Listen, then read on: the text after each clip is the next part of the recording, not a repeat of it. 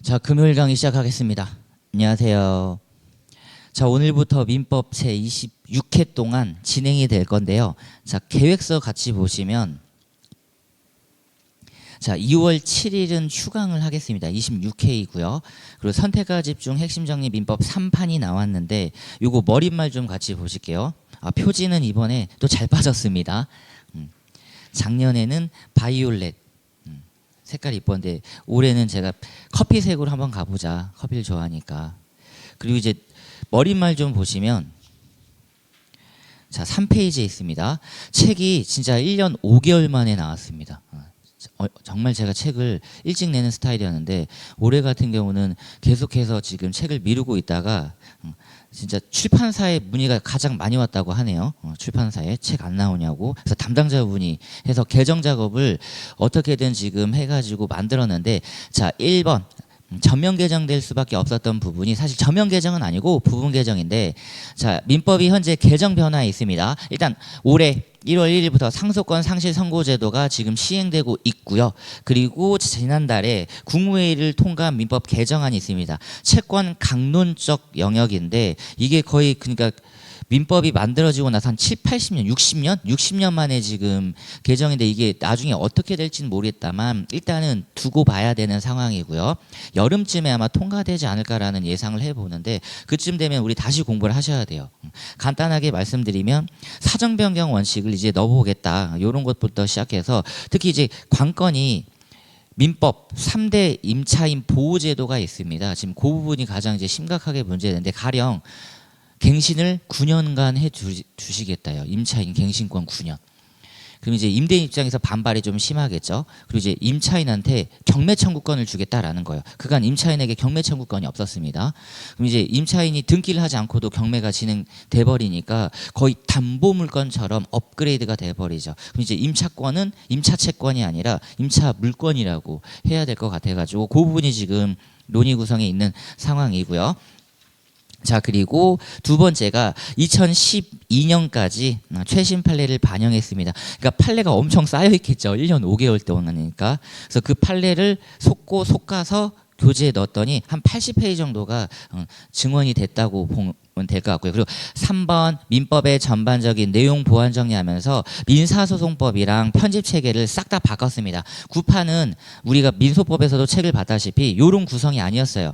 디자인이. 이런 디자인이 아니었는데 민소법에서 디자인을 바꾸면서 그 디자인이 수험생분들이 좀 선호도가 높아가지고 민법도 똑같이 디자인을 싹 다 바꿨습니다. 그래서 다행히 좀 디자인적이라든지 가독성 면에서는 되게 좋을 것 같아요. 근데 컬러로 못 내드린 건 조금 죄송합니다. 컬러로 좀 내드리고 싶었는데 컬러로 내드리고 싶으면 책이 좀 더 팔려야 돼요. 더 팔려야 됩니다. 훨씬 더 많이 팔려야 되지 않을까 싶어요. 그래서 제가 법무사에서는 컬러로 못 내드리는 점 사죄 말씀드리겠습니다. 타 영역은 컬러로 내거든요. 타 영역은 이 부분은 제가 좀 더 열심히 노력하면 되지 않을까 싶습니다. 자, 그리고 다시 이제 계획서로 돌아오시면 자, 강의 소개에서 개정 민법 정리하실 거고 주요 쟁점 정리하실 거고 그다음에 기본 이론 정리할 건데 기본 이론 부분에서 제가 친족 상속법 부분을 좀 추가했어요. 머릿말을 보시면 세 번째 줄에 특히 법원 행시에서 작년에 친족 상속법이 출제 범위에 추가되면서 친족법을 냈습니다. 당연히 상속법은 나왔고요. 상속법은 당연히 시험에 나오는 거고 친족법을 4월 달에 내버렸거든요. 그래서 법무사에서도 그게 반영돼 가지고 친족법이 나왔다라는 겁니다. 친족법이. 그러니까 이제 친족법도 등한시할 수는 없어요. 다만 이제 문제는 뭐냐면 민법의 경우에는 압도적인 출제가 됩니다. 자, 또 우리 경향 파악 한번 해볼게요.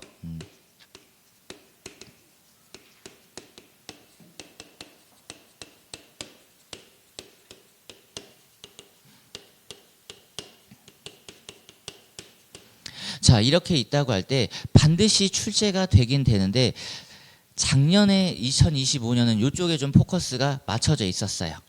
그러니까 얘네 둘은 번갈아 가면서 한두 번씩 나오는구나 하는데 지금 25년이랑 24년도가요. 이쪽에 포커스가 맞춰져 있었습니다. 총론 그리고 강론. 요게 좀 포커스가 맞춰져 있었고 물건에서 점유취득 시효 부분이 강론 부분이 소유권이죠. 압도적인 당연히 출제를 자랑하죠.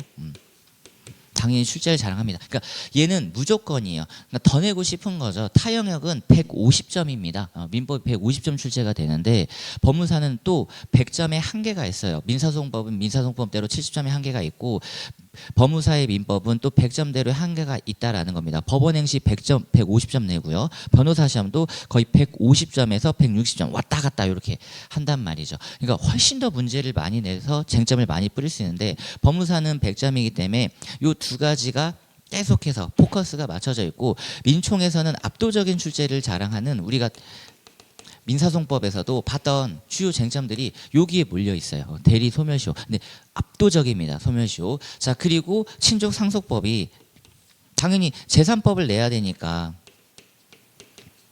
압도적입니다. 그러니까 당연히 수험생들 입장에서 작년 시험 본 수험생들 만나 뵀을 때도 저랑은 상속법만 준비를 했단 말이에요. 친족법에서는 이해상반행위 쪽 이런 쪽만 준비를 했었는데 본격적으로 친족법이 이제 출제가 돼버렸기 때문에 지금 비율로 치면 9대 1입니다. 그러니까 이런 게 이제 우리가 또 속상하면서 공부를 어떻게 진행을 해야 될까? 저 일을 위해서 봐야 되는 게 몇 가지가 있습니다. 그래서 이 부분을 조금 더 내용을 추가했다라고 보시면 돼요. 그래서 교재가 전반적으로 늘었는데 판례랑 요 친족 부분에서 출제 비중이 조금 있었구나라고 생각하시면 되겠습니다. 자, 그래서 마저 보면 자 강의 계획서. 3번 기본이론 정리의 세 번째 줄 법원 행시에서 친족상속법이 출제 범위에 추가되면서 법무사에도 시험을 미친다. 제가 말씀드렸죠. 순서를 보면 1월 달이 변호사 시험이에요. 그리고 4월 달이 법원 행시입니다. 그리고 중간에 조금 건너뛰고요. 7월 달이 변리사 시험이 있어요. 근데 변리사는 민법은 들어가지 않습니다. 2차에 민사소송법이 들어가고요. 그리고 그 사이에 이제 또 자격증 시험이라고 할 수 있는 공인노무사가 있습니다. 근데 공인노무사는 단문 중심의 좀 순한 맛으로 나오기 때문에 크게 문제는 안 되고 그 다음이 바로 10월, 11월 초일 수도 있죠. 여기가 법무사예요. 그리고 이렇게가 지금 같은 주간처죠. 그래서 제가 말씀드렸다시피 법원 행시에서 일단 문제은행 풀에서 조금 솎아내고 거기서 이제 딱 넘어가는데 요거 하나는 또 기억을 하셔야 돼요. 지금 법무사도 그렇고 타영도 마찬가지지만 특히 법무사는 1차 과목도 많은데 2차 과목도 되게 많잖아요. 2차 과목도 되게 많기 때문에 최근 트렌드가 제가 3년 동안은 유지된다 그랬습니다. 24년 그랬고요. 25년 그랬고요. 올해 26년도 마찬가지일 건데 법무사에서 최근 트렌드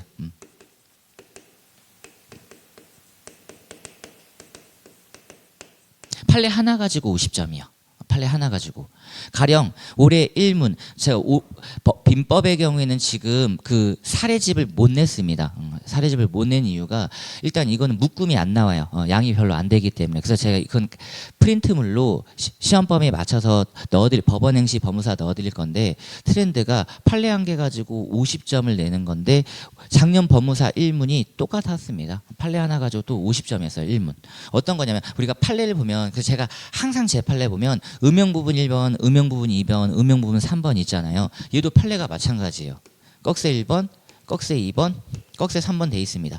그럼 이 꺽쇠 1, 2, 3을 관통하는 쟁점이 다 같은 쟁점이 아니에요. 여기는 민법 총칙 쟁점, 여기는 채권 총론 쟁점, 여기는 채권 강론 쟁점이 있을 수 있어요. 그러면 딱 봤을 때 출제자 입장에서 오케이, 이거 고민하지 말고 민총 채총 다 걸렸네. 민총 채총 채각이 다 걸렸네. 그럼 부분 쟁점 다 걸렸으니까 이거 한 방에 내지. 문제 하나씩 쪼개는 거죠. 문제 하나씩. 여기가 해제였으면 여기가 이행인수고 여기가 저당권이고 여기가 동의항이고 이렇게 문제를 낸단 말이에요. 최근 트렌드가 계속해서 이렇게 돼가고 있다라는 것만 일단 알아주시면 되겠고요. 자, 그래서 친족법 역시 소홀할 수 없어서 친족법 부분도 내용을 조금 더 보완 수정을 했다라는 점. 자, 그리고 넘겨보시면 2월 7일은 그쵸 부득이한 휴강. 개인 사정, 전 이런 건 큰 의미는 없고 그냥 알려드려도 되는 거잖아요. 아버님 기일입니다. 제가 제사 주제자기 때문에 당연히 가야죠. 아들아 천천히 와. 아니야 엄마 나도 빨리 가서 전 붙일게. 좀 전 좀 붙이고 누님들 오랜만에 만나서 두런두런 얘기 좀 하겠습니다. 그래서 오전 강의를 하고 갈까 했는데 그냥 오전부터 본가 가가지고 차례를 같이 제사를 같이 이제 준비하는 걸로 해가지고 부득이하게 휴강을 하게 됐고요. 문제는 그 휴강한 걸려 2월 14일 마지막 날 2월 14일 날 오전 오후로 이렇게 딱 배치를 했는데 영광이 민법의 경우에는 조금 힘들 수 있거든요. 그래가지고 그 막주차 있잖아요. 2월 9일부터 시작하는 9, 10, 11, 12, 13, 14 이렇게 해서 3, 40분씩 조금 더 하면 충분히 영광 없이 좀 맞출 수 있을 것 같은데 그건 이제 그때 상황에 맞춰가지고 한번 보도록 하겠습니다. 자, 그래서 진도를 쭉 보시면 일부러 쟁점으로 지금 제가 해놨고요. 이 쟁점으로 한 이유는 제 교재 이제 우리 목차 좀 볼게요. 컨텐츠 이번 3판에서 조금 더 심혈을 기울인 것 일단 표지는 여전히 이쁘다. 출판사가 진짜 표지는 정말 멋지게 잘 뽑아냅니다. 요즘 유행하는 말이 쌈뽕하게 뽑는데요. 쌈뽕하게 무슨 말인지 모르겠다만 제 와이프가 지금 쓰고 있는 말입니다. 오빠 나 요즘 너무 쌈뽕한 것 같지 않아? 뭔 말인지 하나도 모르겠어요. 근데 진짜 젊은 분들이 많이 쓰고 계시대요. 그래서 표지는 커피색으로 만들었고 그리고 두 번째 신경 쓴 게 가독성과 편집인데 그다음에 이 부분이었습니다. 핵심 정리 부분 가보세요. 11페이지. 이 부분을 상당히 디테일하게 분류를 했습니다. 그래서 001번부터 쭉 진행이 될 거예요. 이게 이제 주요 쟁점인 거고 이걸 타로 똑 떼면 우리 수험생분들이 평소에 이제 좀 공부되신 분들이 보는 바로 요약서가 되는 겁니다. 요약서가. 그래서 뒤에 넘겨보시면 진짜 많죠. 민법은 100번대에서 끝나거든요. 여기는 거의 190번 유리분까지 딱 들어갑니다. 그래서 나중에 이제 공부를 하실 때 복습하실 때는 요 부분을 집중 학습하시면 되는 거예요. 집중 학습. 그 부분에서 제가 어떤 부분이 14페이지 보시면요. 요 부분을 추가했다는 겁니다. 172번, 173번, 174번 그리고 175번이요. 172번부터 175번까지를 추가를 했습니다. 그간 법조문으로 해결했던 것, 즉 1차 지식으로 해결했던 건데 역시 1차 문제가 2차로 나와버리니까 혼중 출생자, 친생 부인의 친자관계 존부 확인해서 그리고 이입양 이렇게 두 가지를 좀 추가하면서 175페이지 최진실법이라고 하죠. 소위 단독친권자로 지정된 부 또는 모의 사망. 우리 수험생분들은 최진실 씨가 누구인지 모르실 수 있어요. 되게 유명한 여배우였습니다.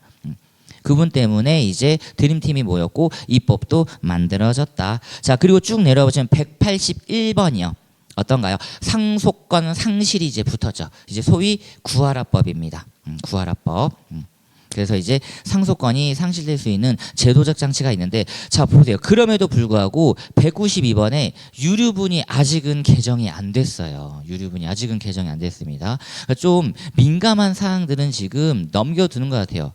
왜냐하면 지금 상속권 상실 선고제도도 제가 들었을 때 한 4년 정도 걸렸거든요. 근데 유류분이 지금 19년 헌법불합치 떨어지고 25년을 기점으로 해서 이제 효력이 다 했단 말이에요. 그럼 개정을 시켜줘야 되는데 지금 개정이 안 된 상태입니다. 그럼 헌법불합치가 그대로 유지되고 있기 때문에 여기서 이제 충분히 문제가 될 수 있거든요. 그래서 이제 교수님들 입장에서는 출제자분들 입장에서는 문제를 못 내시는 거죠. 문제를 못 내시는 거. 그래서 유리부는 간단하게 공부하시는 걸로 보겠습니다. 자, 그럼 이제 칠판 한번 봐보세요. 우리가 지금까지 민사소송법을 학습을 같이 하면서 어떤 걸 봤냐면 자, 민사소송법은 자, 분쟁이 발생을 했고요. 이거를 해결을 했습니다. 그죠? 그러면 해결을 하려면 요 분쟁이 있어야 되는데 요 분쟁이 우리는 이제 보려고 하는 거죠. 법률관계의 분쟁이에요.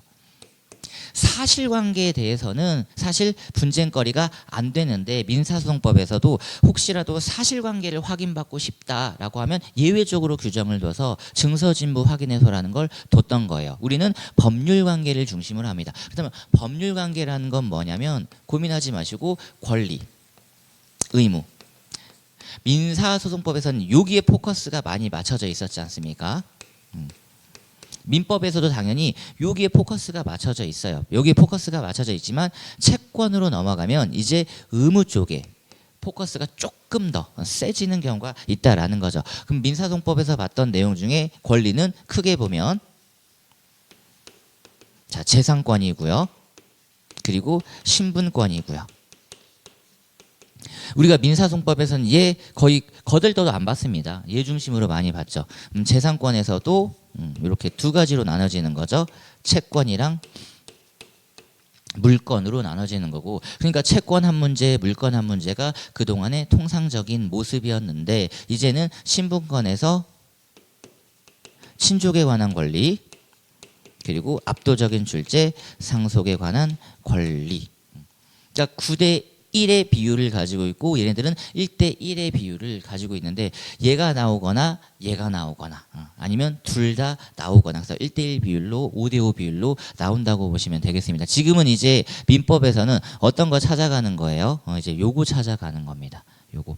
그리고 나서 이걸 한 묶음으로 하는 민법 총칙이라고 하는, 민법에서 사실 가장 어려운 부분이라고 보시면 되겠죠. 여기 있는 내용들이 들어와 있고 여기 있는 내용들이 들어와 있고 여기 있는 내용들이 들어와 있어요. 그래서 민법도 마찬가지로 진행을 하다 보면 반드시 회귀하게 되어 있습니다. 회귀하게 되어 있기 때문에 이 부분을 정말 잘 정리를 해두셔야 돼요. 즉 민법 총칙이 시험에 나오는 건 소멸시효에 거의 한정되어 있지만 민법 총칙 학습을 잘 해주셔야 다음에 공부하는 채권, 다음에 공부하는 물건, 다음에 공부하는 친족, 상속권, 이쪽 부분들이 조금 더 유려해진다라는 거죠. 자, 그래서 이제 교재로 들어와 보시겠습니다. 새 책을 보는 거는 언제나 항상 설레죠. 설렙니다. 자, 16페이지. 자, 챕터 01번. 자, 이제 이쪽부터 한번 들어가 보겠습니다. 자, 우리가 지금 보려고 하는 부분이에요. 자, 16페이지 제1절 챕터 01번은 민법의 법원과 법률관계라고 되어 있고 제1절 민법의 의라고 되어 있습니다. 자, 눈으로 보세요. 가번에 민법은 사인의 생활관계를 규하는 사법에 속하며 원칙적으로 대등한 관계를 정하는 법이다. 즉 공법과의 반대 형상이라고 보시면 되죠. 국가 등이 만약에 사경제 주체로서 법률관계에 관여한다 그러면 역시 사법관계지만 우리는 누구다? 개인의 생활관계를 규율한다라는 겁니다. 그래서 나번에 일반법인 거고요.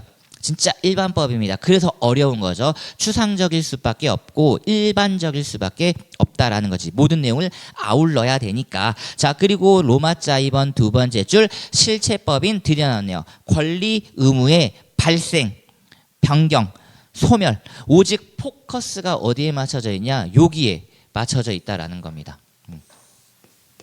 여기에 맞춰져 있다는 거예요. 그래서 조금 더 디테일하게 얘기하면 우리가 타영역도 타과목도 법률 과목도 마찬가지지만 의, 요건, 효과 이런 구성을 많이 가지고 있어요. 그럼 민법도 당연히 이런 구성을 가지고 있죠.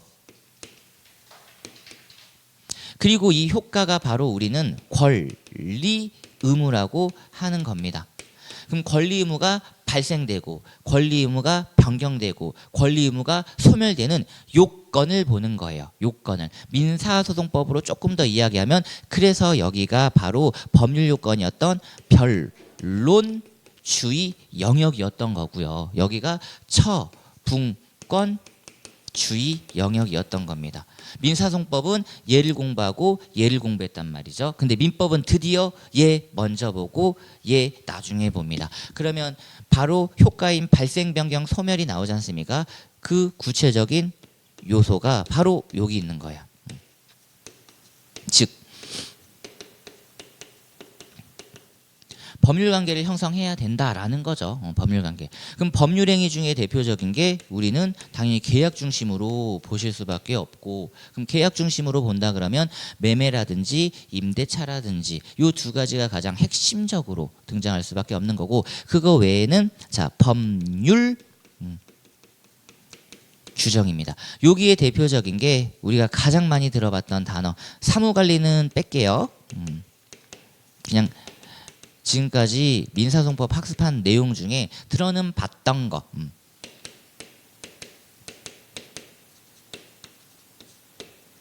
요렇게죠. 요것들에서 분쟁이 터지면 우리가 민사소송법으로 넘어갔던 겁니다. 지금 이제 이걸 공부하려고 하는 거예요. 어떤 거? 바로 요 법률관계를 보려고 한다라는 겁니다. 그게 바로 로마자 2번의 이야기고요. 그래서 이제 차근차근 보게 될 거다. 자, 마저 읽어봅니다. 민법은 권리 의무의 발생이나 그 내용 성질 및 변경 소멸에 관한 직접적인 규정으로 이루어져 있으므로 실체법이라고 할 수 있고 행위규범이면서 보세요. 나왔네요. 이제 판규범이죠. 자, 그럼 보세요. 이제 요거지 않습니까? 그렇죠? 그리고 요거잖아요. 그러면 민사소송법에서 분쟁이 발생했을 때 해결해야 되는데 그 해결의 구체적인 도구 말하는 겁니다. 이 권리 의무가 다 어디에 규정되어 있는 거예요? 민법인 거지. 민법. 근데 만약에 민법에 없다 그러면 해결할 수 있는 법적 근거라든지 해결할 수 있는 도구가 없지 않습니까? 야, 법에 없는 거야 라고 해서 우리 재판부가 우리 법원께서 아무런 얘기를 안 해주면 안 돼요. 반드시 뭐야? 어떤 신청이 들어오고 어떤 분쟁이 들어오면 응답을 해줘야 된단 말이죠. 그러니까 두 번째, 혹시라도 모르겠다만 관습법이란 게 있다 그러면 이걸로 해결을 해보자라는 거죠. 그러니까 관습법은 성문법의 보완 보충이 되는 겁니다. 가령 관습법 마저 없다 그러면 이제 마지막 조리예요. 이게 우리가 민사소송법에서 봤던 경험칙 같은 느낌인 겁니다. 그러니까 법규인 거예요. 법원이 직권으로 싹 다 판단을 한다라는 거지. 싹 다 판단을. 자, 그 내용을 이제 제2절을 보겠습니다. 자, 민법의 법원. 자, 제1조 보시면 민사에 관하여. 자, 민사 두 글자가 지금까지 설명한 것. 개인의 사회생활 관계를 말한다. 거기서 끊고 분쟁이 발생했는데 어떻게 해결할 거냐? 법률의 규정이 없으면 끊고. 일단 먼저 법률, 우리는 민법 중심으로 보겠죠. 법률의 규정이 없으면 관습법에 의하고 관습법이 없으면 조리에 의한다. 그래서 법률, 관습법, 조리 순서대로 간다라는 겁니다. 자, 가범.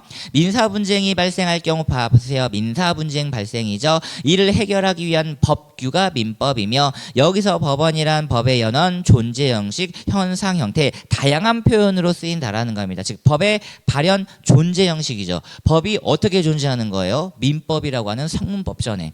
어떻게 존재하는 거예요? 눈에 보이진 않지만 사람들의 법적 확신 속에. 그리고 이것도 마찬가지죠.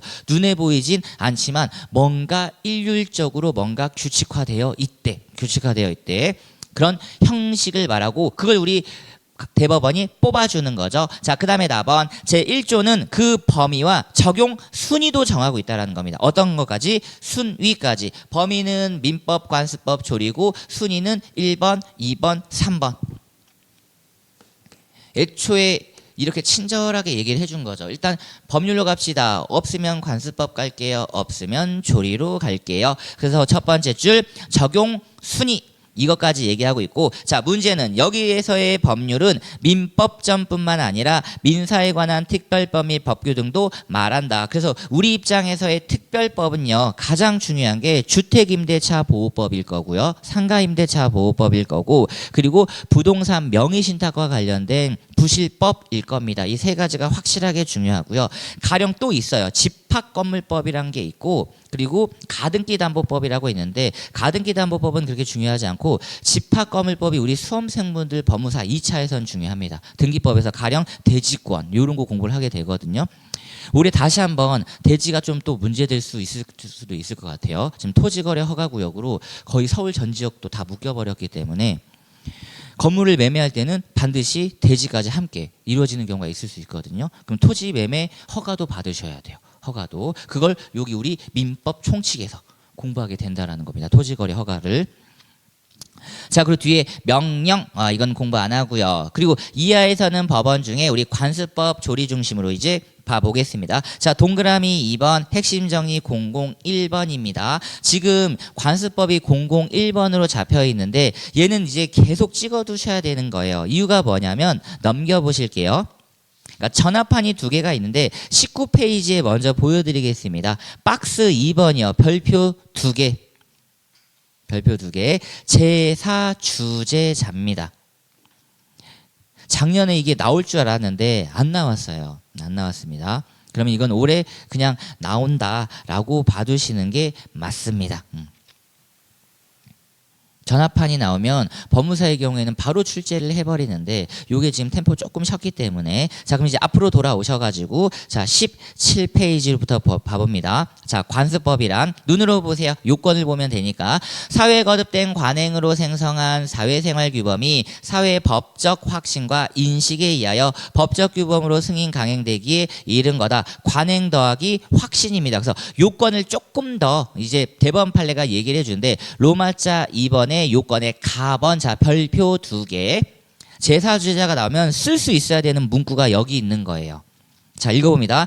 관습법은 법원이기 때문에 법령에 저촉되지 아니하는 한 법칙으로서의 효력이 있는 것이고 또 사회에 거듭된 관행으로 생성한 어떤 사회생활 규범이 법적 규범으로 승인되기에 이르렀다고 하기 위하여는 자 헌법을 최상위 규범으로 할 것 헌법 하나 당연하죠. 이 법률 이하는 다 헌법의 하위 규범입니다. 헌법 아래 다 줄 서야 되는 거죠. 최고 규범성이죠.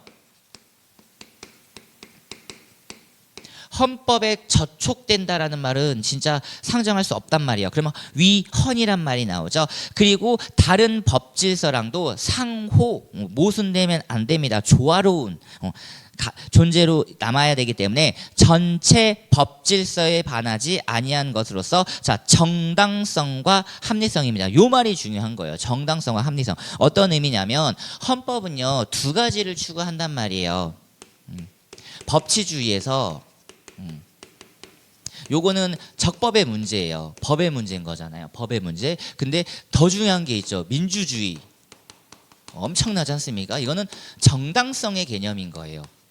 정당성의 개념. 어떤 의미인지 아시겠죠? 관습법은 이 두 가지를 모두 가져와야 된다라는 거야. 관습법 자체로는 법률의 성문법이 아니기 때문에 야 일단 이게 법으로서 통용이 되려 그러면 헌법에 저촉되지 않아야 되고 다른 법 질서에 저촉되지 않아야 돼. 그리고 보세요. 요거잖아요. 이게 바로 아까 말씀드렸던 이런 느낌이죠. 국민적 컨센서스잖아요.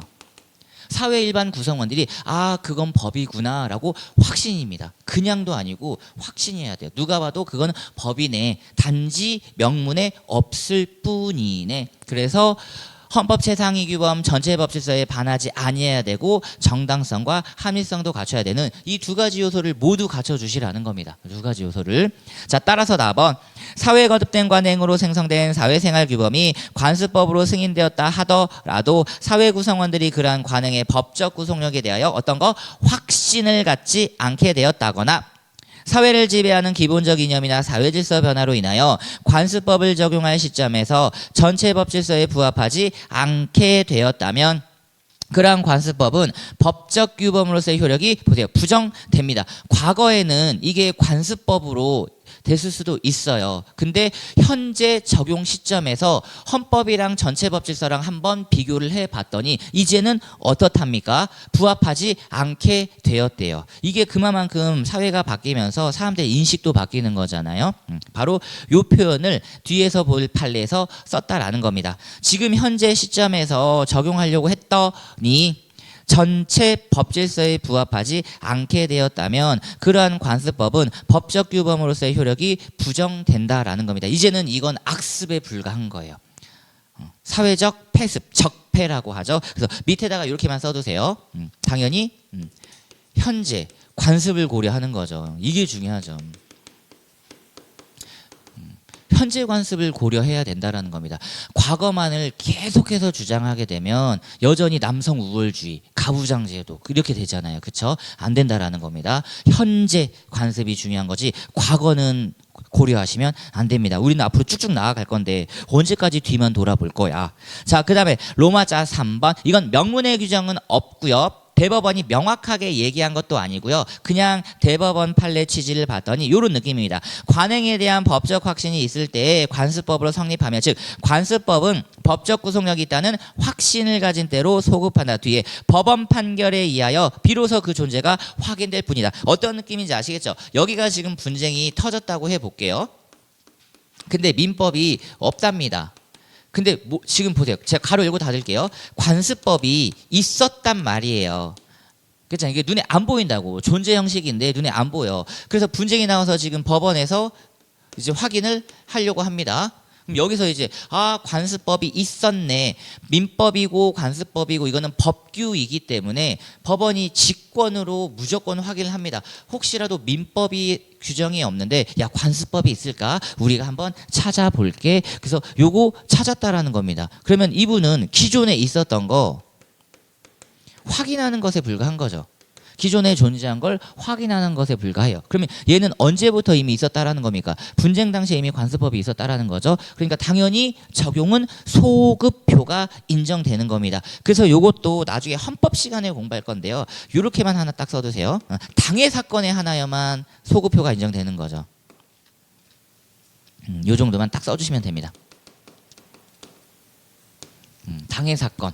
이거는 헌법에서도 공부를 하실 거예요. 그게 당연한 얘기예요. 당해 사건에 적용시키는 거잖아. 그러니까 오히려 이거는 소급표란 말이 되게 어색한 거예요. 당해 사건에 당연히 적용되는 거지. 당해 사건에.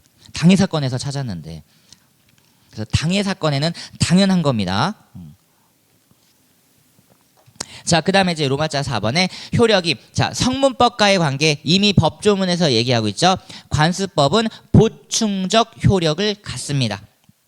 나번 대등적 효력 아니에요. 양갈로 나번 보시면 이것도 이제 리딩 판례죠. 제1조 규정을 근거로 판단할 때 관습법은 법률 내지 성문법의 규정이 없는 경우에만 보충적으로 적용된다고 할 것이며 판례도 관습법의 제정법에 대한 여루적 보충적 성격에 비추어 볼 때 민법 제1조 취지에 어긋나는 관습법의 효력은 부정한답니다. 항상 말씀드렸잖아요. 저촉되지 않아야 되고 얘가 없어야 돼. 그러니까 있으면 일단 요거 규정된다는 거고 없으면 관습법으로 간다라는 겁니다. 즉 관습법이 성문법을 개폐하는 효력을 갖지 못합니다. 권력 분립 위반이죠. 관습법은 누가 판단한다? 법원이 판단한다. 근데 성문법은 누가 만든다? 국회가 만든다. 대법원이 국회를 지금 이기려고 하지 않습니까? 당연히 권력분립 원칙 위반으로서 안 된다라는 겁니다. 근데 요거는 조금 다른 얘기인데요. 그냥 알아만 두세요. 알아만. 헌법 시간에 공부할 겁니다. 혹시 헌법 시간에 나중에 공부를 하시다가 헷갈릴까 봐. 관습헌법은 성문헌법과 대등효를 인정해 버립니다. 대등효를. 이건 나중에 공부를 하게 되실 내용. 되게 특이하네요. 이것도 싸움 많았어요.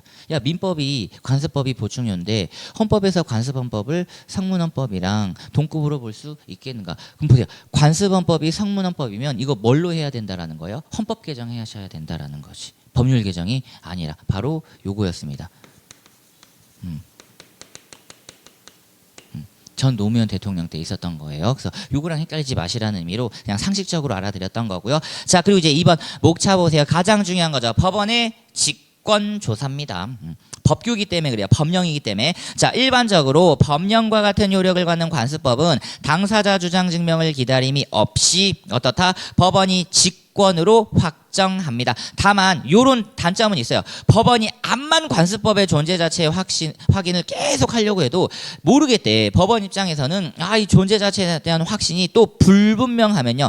항상 당사자들이 마지막까지 가야 된다라는 겁니다. 그렇죠? 증명 책임까지 귀결되는 거예요. 증명을 이거 못하면 어떻게 되는 거야? 패소되는 거야. 관습법이 없는 거라서. 자, 그리고 이제 밑에 관습법과 사실인 관습은 사실인 관습까지 공부를 해보시고 다시 한번 비교 도표로 확인해 보겠습니다. 사실인 관습은 관습법이 아니에요. 그래서 효력만 보세요. 효력만.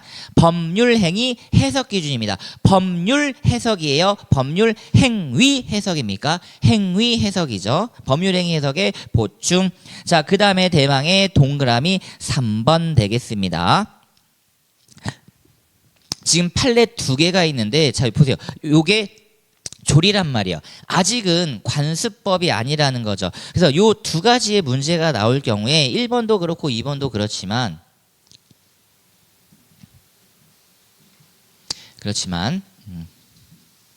그러니까 답안을 쓰실 때요. 답안 팁. 그러니까 요거는 반드시 써주셔야 된다라는 겁니다. 누락하지 마시고요. 관습법을 끼고 근데 관습법과 관련해서 그 다음으로 이렇게 가야 되거든요. 그래서 요 문장은 꼭 필요합니다. 사회 구성원들의 법적 확신, 법령 규범으로 승인 강행된 것, 헌법을 최상위 규범으로 할 것, 전치법 질서에 위반되지 않을 것, 정당성과 합리성을 갖출 것. 그래서 기존 관습법은 이제는 어떻다? 폐기되었다. 그러면 현재 어떻게 되느냐? 아직은 보세요. 얘가 이제 관습법으로 가려면 법적 확신까지는 필요하지 않습니까? 근데 아직은 거기까지는 안 나갔대요. 자, 그래서 의의 보시면 조리는 사물의 본성이나 본질적 법칙, 사물의 도리, 사람의 이성을 기초로 한 규범 등으로 이해되고 있으며 법률과 관습법이 존재하지 않는 경우 끊고 보세요. 재판을 거부할 수가 없단 말이죠. 그래서 민법 제1조를 근거로 조리가 보충적으로 법원성을 가지며 특히 제가 잠깐 아까도 말씀드렸다시피 이런 표현으로 많이 쓴단 말이에요. 민사소송법에서는. 그렇죠. 이런 표현으로 많이 쓴단 말이죠. 법규죠. 법규. 얘는 사실이 아니었습니다. 자, 그러면 이제 로마자 이번에 판례 1번. 자, 종중 구성원의 자격입니다. 자, 음영 부분. 공동 선조와 성과본을 같이 하는 후손은 성별의 구별 없이 성년이 되면 당연히 종중 구성원이 되는가? 지금 세 가지가 필요합니다. 성별 구별 없다. 끊고. 성년이 되면 끊고. 당연히 끊고. 판례가 세 가지를 밝혀준 거예요. 성별 구별하지 않겠다. 단 오로지 성년에 한정하겠다. 미성년자는 안 되죠. 즉 미성년자는 성년이 되면 당연히 되는 거예요. 그리고 뒤에 당연히입니다. 가입 의사 표명. 나 가입할게요. 이런 거 다 필요 없어요. 그냥 성년이 되는 순간 가입 의사 표명 불문하고 그냥 곧바로 구성원이 된다라는 겁니다. 자, 읽어볼게요. 첫 번째 줄. 종내 공동선조의 후손 중 성년 남자만을 종중의 구성원으로 하고 여성은 종중의 구성원이 될 수 없다는 보세요. 종내 관습이잖아요. 그러니까 이걸 이제 깨야지. 맞죠? 종내 관습을 깨야 되지 않습니까? 뒤에 공동선조의 분묘소와 봉제사 등 종중활동에 참여할 기회를 출생에서 비롯되는 성별만에 의하여 생리적으로 부여하거나 원천적으로 박탈하는 것으로서 위와 같이 변화된 우리의 전체 법질서. 표현 어떻게 썼어요? 변화된 우리의 법질서. 정확하죠?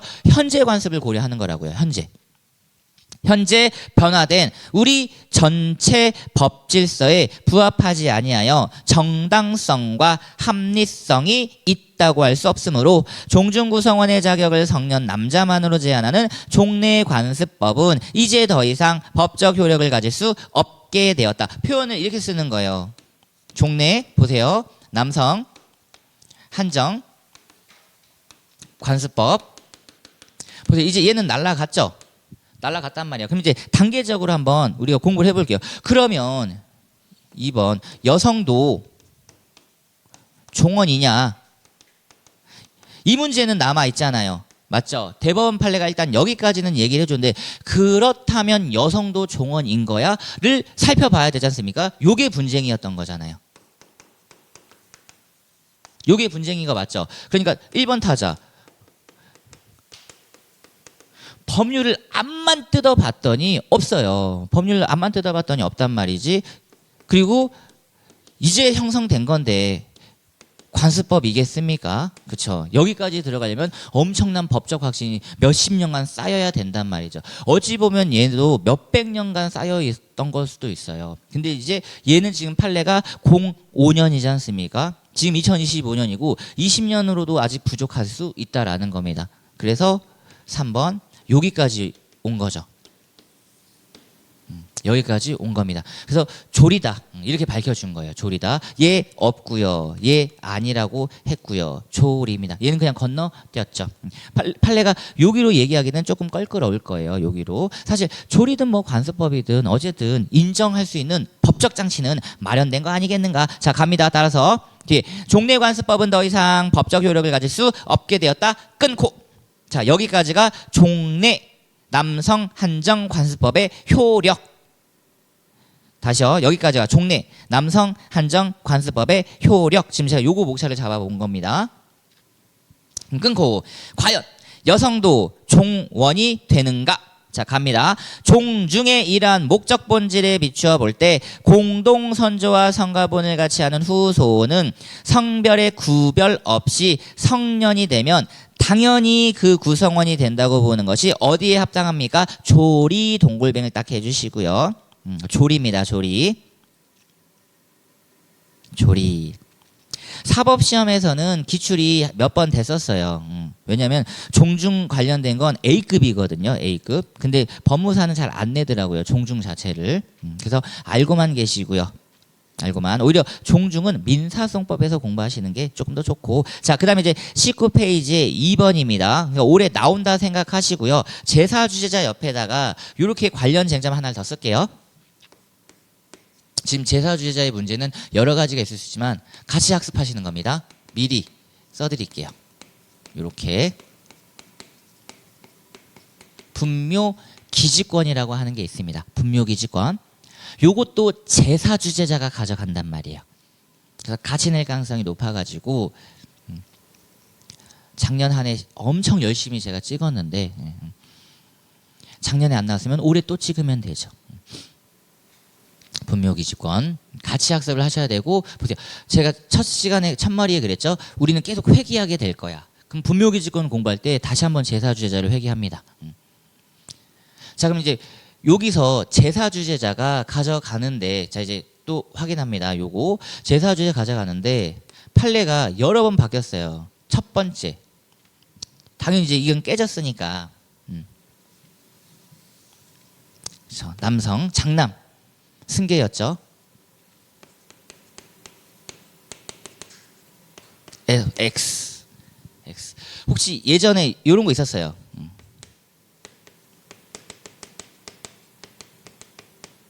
지금은 이제 없어졌지만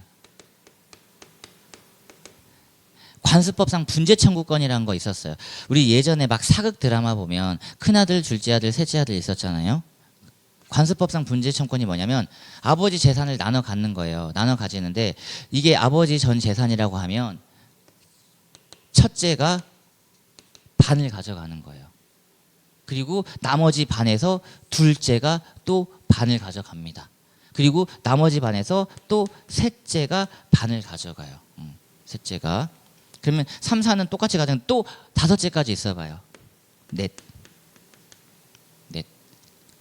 꾹. 또 막. 이렇게 돼버리지 않습니까? 계속 쪼그라드는 거죠. 쪼그라드는 거. 이건 남자가 다섯일 때. 이런 느낌인 거잖아요. 그러니까 이런 게 예전에 관습법상 분재 청구권이라고 있었는데 지금은 이런 거 말도 안 되죠. 밑에 직계비속이라면 상속분은 1대 1입니다. 1대 1. 근데 지금 이제 큰 의미는 없어졌고요. 자, 그리고 판례 한 번이 08년에 먼저 한번 바뀌었습니다. 08년. 어떻게 바꿨냐면 협의로 바뀌었어요. 그러니까 이것만 해도 이제 대단한 거죠. 협의. 자, 근데 생각해 보세요. 협의를 안 할 거잖아. 서로 자기가 재산 다 가져가겠다고 하는 건데 자식들끼리 얼마나 싸우겠습니까? 그러니까 협의하면 좋은데 협의가 벌써 또 없어요.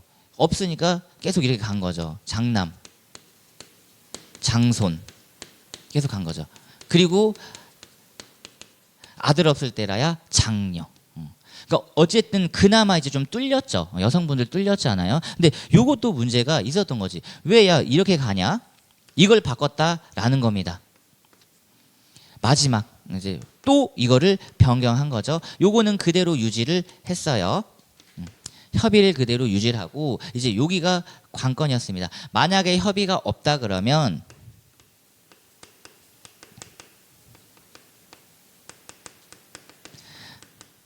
최근 친의 직계비속 가장 가까운 직계비속이겠죠. 당연히 직계비속 1인인데 연장자. 요게 의미가 큰 거죠. 우리 옛날부터 우리는 우더를 공경했고 장유유서고 확실히 남녀로 구별하는 것보다 나이로 구별하는 게 그나마 일률적인 기준이 될 수 있고 일반인의 법감정에 보편적인 법감정에 부합한다. 큰 누님이 가장 나이 많으니까 큰 누님이 맞자. 연장자. 근데 여기서 관건이 뭐였냐면 요거는 괜찮아요. 요거는 괜찮은데 어떤 말을 넣어버렸냐면 요 말을 넣어서 문제가 있었다는 겁니다. 그래서 이거는 상속법이랑도 같이 나오겠구나. 서자의 경우에는 당연히 이제 제사주제가 되려면 상속인이 돼야 되니까 이건 나중에 인지도 같이 문제될 수 있다는 겁니다. 그것만 알아두시고 한번 읽어볼게요. 자, 그중에 동그라미 1번 08년 여기부터 제가 일단 들어갔습니다. 예전 건 굳이 의미가 없으니까. 자, 08년 전원합체 판결은 제사주제자는 우선적으로 망인의 공동 상속인들 사이 자 협의에 의하여 정하되 근데 협의는 문제 안 됩니다. 협의 안 하겠지. 협의가 이루어지지 않은 경우에 제사주제자의 지위를 유지할 수 없는 특별한 사정이 있지 않은 한 망인의 장남이고요. 장남이 이미 사망한 경우엔 장손자고요. 그쵸? 그리고 밑에 공동상속인들 중 아들이 없는 경우라면 바로 망인의 장녀가 갑니다. 그러니까 사실상 장남 장손이 있는 경우라면 장녀가 제사주자가 된다는 말은 나올 수가 없었던 거지. 그쵸? 아들이 아예 없어야 장녀인 거는 마찬가지인 거고 또 여기에 걸려버리잖아. 아들이 아예 없는 경우 이게 걸려버리지 않습니까? 애초에 그러면은 아들로 태어나지 않은 게 죄가 돼버린단 말이에요. 말도 안 되는 소리 하고 있지. 그래서 동그라미 2번 바꿔. 자, 그러나 공동상속인들 사이에 협의가 이루어지지 않은 경우 제사주제자 결정 방법에 관한 08년 전원합체 판결의 법리는 더 이상 조리에 부합한다고 보기 어려워 유지될 수 없다. 보세요. 기존 조리의 효력이 되는 거죠. 관습법이 아니었으니까. X. 따라서 공동상속인들 사이의 협의가 이루어지지 않은 경우에는 제사주제자의 지위를 인정할 수 없는 특별한 사정이 있지 않은 한 자, 직계 비속까지는 괜찮아요. 끊고 남녀적서를 불문하고 여기가 좀 문제가 됐던 거죠. 남녀적서. 그래서 적서에 포커스를 좀 두시고요. 그리고 최근 친의 연장자. 이게 가장 조리에 부합한대요. 대법원도 고민이 되게 많았겠죠. 과연 남녀적서는 일단 안 될 것 같고 남녀는 기존에 확인이 됐고 적서가 좀 문제될 수 있었지만 언제든지 인지를 통해서 내지는 상속인이 자식임이 확인될 수 있으니까 이것도 구별 대상이 안 들어오고 그렇다면 모두 자식들임을 대전제로 가장 나이 많은 큰형님, 웃어른, 연장자, 우대가 맞지 않느냐 일반 법감정에 바로 부합한다라는 겁니다. 자, 왜 그러냐면 자, 1008조의 3 바로 재사용 재산이에요. 이걸 혼자 독식한단 말이에요. 이것까지 함께 독식한단 말이에요. 제사주자가 단독 승계를 한단 말이에요. 따라서 재사용 재산의 특수성을 고려하여 재사용 재산을 유지 보존하고 그 승계에 관한 법률 관계를 간명하게 처리하기 위하여 일반 상속 재산과 별도로 특별 승계를 규정하고 있고 이러한 취지를 고려하면 어느 정도 예측 가능하면서도 사회통념상 제사주제자로서 정당하다고 인정될 수 있는 특정한 1인을 제사주제자로 정해야 할 필요가 있다. 즉 1008조의 3에 재사용 재산을 승계하는 건요. 이거 단독 승계권이에요. 단독 승계권. 애초에 몇 명인지 얘기가 안 나왔다 하더라도 단독 승계권입니다. 제사 주제자는 한 명이에요. 따라서 특정한 1인을 제사 주제자로 정해야 할 필요가 있으며 특히 공동상속인들이 장례 방법이나 장지 등을 둘러싸고 서로 망인 유체에 대한 권리를 주장하는 경우 공동의 제사 주제자를 인정하는 것은 오히려 분쟁 해결에 방해만 되는 거죠. 갈등 조장이잖아요. 그렇죠? 두 명인데 두 명이 또 싸워봐. 의미가 없어. 그래서 특정 1인입니다. 그래서 제사 주제자라고 할 때 그거 생각하시면 돼요. 사극에서 나오잖아요. 주상. 대왕 대비마마가 항상 주상 이러잖아요. 네 대비마마, 네 어머님 이러죠. 왕 말하는 거죠. 왕. 이분들만이 종묘사직을 관장하지 않습니까? 태정태세 문단세 위패가 모셔져 있는 곳 누구만 들어갈 수 있어요?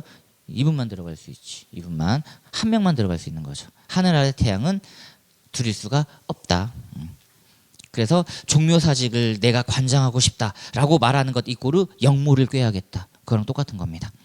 영모. 그래서 2번은 올해는 반드시 준비해야 되는 쟁점이고 분묘기지권이랑 같이 학습을 해주시면 되겠습니다.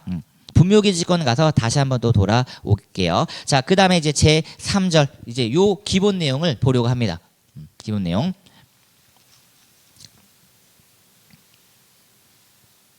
자, 이제 요 기본 내용을 우리가 보려고 하는 거죠. 우리는 이제 법률 관계로 들어올 거다. 요거 아니다. 소위 말해서 얘는 뒤에서 나올 거면 우리는 이걸 공부하려고 하는 게 아니잖아요. 그죠? 법적 구속력이 없는 호의 관계를 공부하는 게 아니라 법률 관계를 공부하겠다라는 겁니다. 그럼 이건 어떤 걸 의미하냐면 이게 있다라는 거죠. 간단하게 얘기하면 맞아요. 가장 중요한 거지. 법적 구속력이 있으니까 항상 우리는 이걸 같이 학습할 수밖에 없었던 거예요. 위반시 제재지. 형사법적으로는 변론을 하고 그럼 민사법적으로는 어떤 제재 조치가 있는가. 가장 쉽게 우리가 공부했던 게 바로 요 녀석이었습니다. 금융치료라고 하죠. 금융치료라고 하죠. 여기까지 공부하기 위해서는 일단 요 기본기가 필요하시다라는 겁니다. 자, 동그라미 1번 법률관계. 사람의 생활관계 중 법에 의하여 규율되는 생활관계를 법률관계라고 한다. 어디로 규율된다고요? 법에 의하여 규율. 그래서 법률관계라고 줄이는 거죠. 법률관계는 법에 의하여 구속되는 자와 나왔네요. 구속력. 법에 의하여 보호되는 자의 관계로 나타나는 바 이를 권리 의무 관계라고 합니다. 보호되는 자가 권리, 구속되는 자가 의무. 해야 되니까. 자, 그래서 이제 밑에 권리 의무 개념을 잡아봅니다. 자, 권리란 법익을 누리기 위하여, 자, 법이 인정한 힘. 자, 보세요. 법에서 인정을 해줘야 되는 거예요. 정확하죠, 이제. 이게 어디서 규율되어 있어야 된다고요? 법에서요. 그러니까 이게 민사소송법에서 소송물이었던 거야. 법에서 인정된 권리가 뭐였다? 권리 소송물이었던 거지. 그 개념 그대로 가져온 거죠. 그대로. 구소송물 이론이라고 하는 민사소송법에서 학습했던 바와 같이 그랬다. 소송물이구나 라고 생각하시면 됩니다. 자, 다만 이제 비교 개념 가볼게요. 로마자 1번에 대리권 등과 같이 일정한 법률행위 할 수 있는 자격인 권한. 이건 대리권리가 아니라 대리권한입니다. 로마자 1번 소유권 요게 권리고요. 뒤에 사용, 수익, 처분 이걸 권능이라고 하죠. 사용, 수익, 권능, 처분, 권능. 그리고 로마자 3번 지상권 등과 같이 어떤 법률행위 또는 사실행위 하는 것 자체를 정당화해주는 권원입니다. 지금 우리 수험생분들이 이 자리에 앉아있는 사실 자체를 정당화시켜주는 것. 권원도 가지고 있죠. 그리고 학원에 대한 강의 권리도 가지고 있죠. 자, 그랬을 때 자, 참고 개념으로 잡아놨습니다. 자, 동그라미 1번의 별표 2개. 자, 천천히 읽어보세요. 민법에서는 경합이란 단어를 쓴다고요. 경합.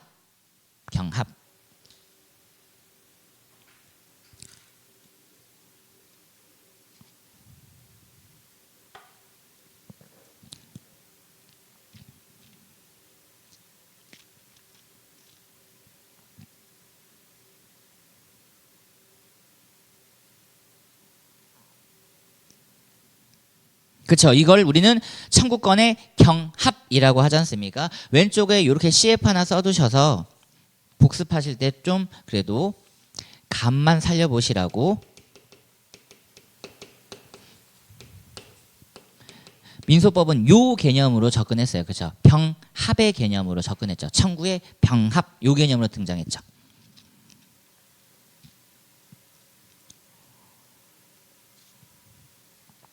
그래서 권리경합론은 잘 알아두셔야 됩니다. 그래야지 우리가 민사소송법이라는 걸 학습하실 때 청구권 경합, 선택적 병합 이런 거 잘 보실 수 있을 거고. 자, 동그라미 2번은 법조 경합입니다. 법과 법이 충돌한 거죠. 대표적으로 일반법과 특별법이 충돌했을 때 특별법 우선의 원칙이요. 세 번째 줄 자동차 배상 보장법이라고 하는 특별법이 민법에 우선 적용된다라는 겁니다. 그러니까 자동차 사고가 났대요.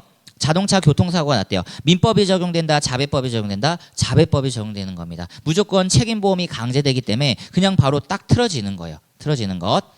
그걸 이제 나중에 상법에서 공부하게 되실 거고. 자, 그 다음에 이제 로마자 2번에 의무랍니다. 요게 바로 이제 구속력이죠. 대신 두 가지로 크게 나눌 수 있어요. 의무란 일정한 행위를 하여야 하는 작위 의무 또는 하지 말아야 할, 하지 않아야 할 부작위 의무. 우리는 자기 의무 중심으로 하죠. 돈 내놔, 돈을 갚아야 돼, 뭐를 해야 돼, 나가야 돼. 근데 그걸 안 했을 경우에 당하는 여러 가지 제재 조치가 있는 거고요. 따라서 다시 한번 자기 의무, 부작위 의무, 법률상 구속을 말하며, 즉 권리와 의무는 서로 대응하는 것이 보통이며 이와 구별되어야 할 것이 간접 의무인 책무란 게 있습니다. 위반한 경우 일정한 불이익을 입지만 이걸 강제하거나 손해배상을 청구할 수는 없죠. 그래서 우리 민법에서는 책무는 큰 의미가 없어요. 구속력을 갖는 권리와 의무입니다. 그럼 이제 요거 봤을 때 크게 나누면 별건 없어요.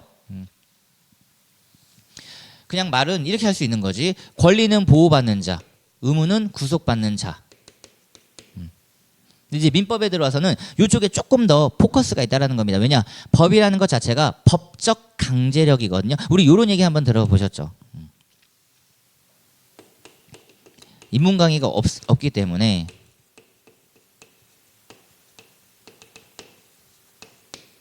그렇죠. 원래 인문 강의가 있으면 이런 것도 알려드리는 거거든요. 민법 개념부터 시작해서 법은 도덕의 최소한이에요. 그래서 제 대학교 1학년 교양 과목에 법과 도덕, 법과 윤리, 법과 사회, 법과 정치. 근데 생각해 보니까 고등학교 때도 있었네요. 그런 과목이. 그래서 제 조카들한테도 물어봤더니 삼촌 이거 우리도 있어. 오, 야, 교재 기본서 가져와 봐봐. 기본서라고 하잖아. 기본서가 뭐야? 아, 책 가져와 봐봐.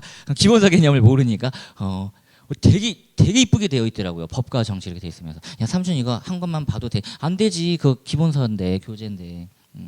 깜짝 놀랐습니다. 진짜 요즘 교재가 중고등학교 교재가 올 컬러로 돼 있더라고요. 올 컬러로. 와, 엄청나게 저 무슨 공무원 서적인 줄 알았어요. 되게 잘 만들었는데 거기에 이런 걸 공부하더라고요. 오히려 조카들이 더 잘 알아. 도덕은 강제성이 없지 않습니까? 그렇죠? 강제성이 없는데 강제성이 없는 것 중에 요것만은 지키자. 이것만은 지키자. 이것만은 지키자 해서 도덕의 최소한으로 만들어 놓은 게 법이라는 거죠. 법. 그러니까 이게 많아지면 많아질수록 우리는 범죄화된다. 이렇게 되는 거예요. 형사법에서는 계속 비범죄화로 줄이려고 하는 건데 계속 만들면 요런 게 좀 문제가 된다. 자, 그다음에 이제 21페이지 챕터 02번. 자, 드디어 첫 번째 이제 또 나옵니다. 그러면 지금 우리가 공부하려고 하는 건 뭐냐면 자, 민사소송법에서 이렇게 분쟁 발생해서 해결하는 수단이 우리는 이걸 법원이라고 했다 그러면 똑같습니다. 그 다음이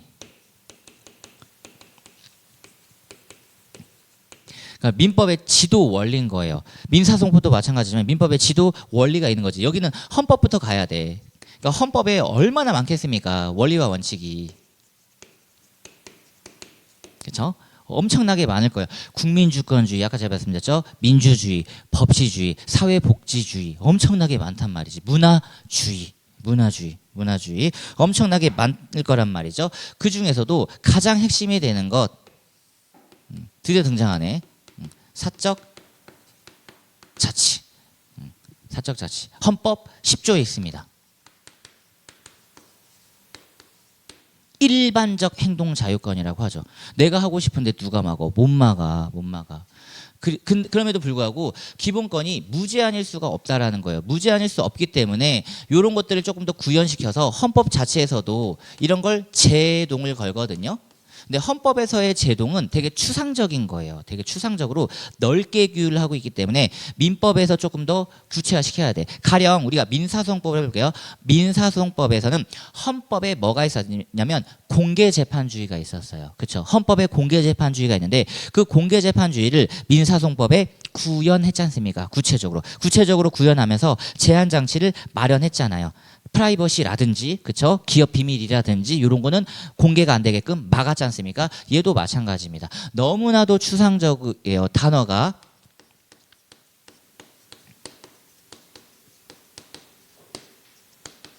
이렇게 되어 있습니다. 공공복리 적합 이렇게 되어 있어요. 너무 추상적이죠. 너무 추상적이어서 민법에서도 그거를 만들어놨다라는 겁니다. 바로 사적자치 제약 요소로 또 만들어놨는데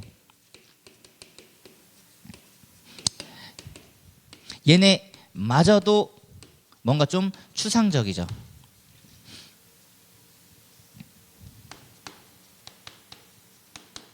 또 얘네마저도 추상적이죠.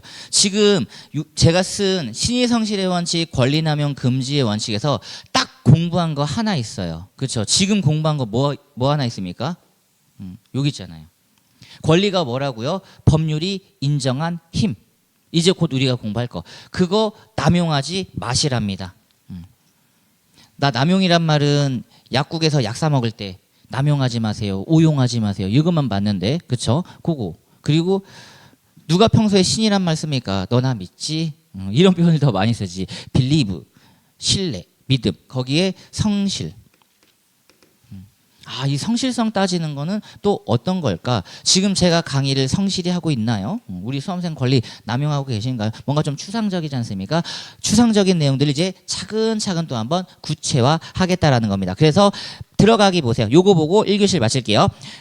권리 행사의 자유와 한계입니다. 자, 권리 발생 요건을 그 내용으로 하는 민법의 규정을 권리 근거 규정이라고 하며 끊고, 맞죠? 발생 근거, 원고가 주장할 것, 이에 따라 발생한 권리 내용 실현하는 것을 권리의 행사라고 합니다. 잘 봐보세요. 그러니까 뭐냐면요, 요건이 충족되면요 권리가 발생하는 거예요. 지금 우리 이거 공부하려고 해요. 그러면 권리가 발생해서 이게 효과라고 한다고 제가 말씀드렸죠. 그럼 이거를 행사를 하셔야 되는 거예요. 항상 권리 행사에 자유가 있다라는 겁니다. 내가 가지고 있는 권리가 행사할지 말지에 자유가 있다라는 거예요. 그쵸? 어떤 의미인지 아시겠죠? 어떤 요건 충족돼서 우리 수험생들의 권리가 발생했습니다. 근데 그 권리가 발생해서 이제는 행사 쪽이에요. 지금 우리가 보려고 하는 건 여기입니다. 아직 여기 공부 안 했어요. 지금 요 단계입니다. 요 단계. 행사할 건데, 자, 이러한 권리 행사는 원칙 보세요. 자유지만 복지국가를 지향하는 현대 민법, 정확하게는 제가 여기서부터 말씀드렸던 겁니다. 헌법에 다양한 원리 원칙이 있어. 그 대표적인 게 복지국가 사회주의란 말이지. 따라서 무제한의 자유가 아니라는 겁니다. 헌법 제23조. 요게 바로 공공복리예요. 공공복리라는 겁니다. 뒤에 민법은 제2조에서 직접적으로는 권리 행사의 한계를, 간접적으로는 나왔죠. 권리의 공공성을 표현하고 있다라는 겁니다. 어때요? 내가 가지고 있는 권리를 어떻게 행사하시랍니까? 신의를 다하여 성실히 하시래요. 맞죠? 제동 걸어놨죠. 그리고 행사하는데 어떻게 하진 마시래요? 남용은 하지 마시래요. 대놓고 직접 제한 한계를 설정한 겁니다. 요걸 통해서 어떤 걸 실천하겠다라는 거예요? 공공성을 궁극적으로 실천하겠다라는 거지. 다시, 직접적으로는 권리 행사의 한계를, 간접적으로는 그걸 통해서 사회 권리의 공공성을 표현하고 있는 바. 자, 이하에서 이제 하나씩 살펴보도록 하겠습니다. 동그라미 1번 잠깐 쉬었다가 보도록 할게요.